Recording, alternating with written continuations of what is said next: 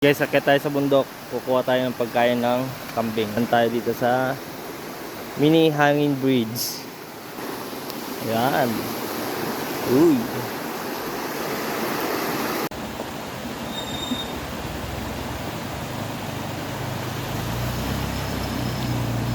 Lalakad tayo.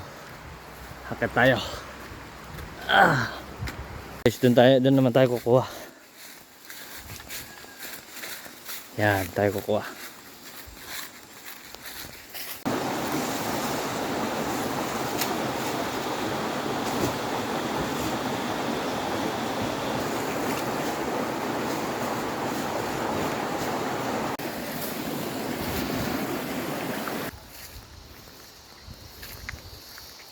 Okay na tayo guys.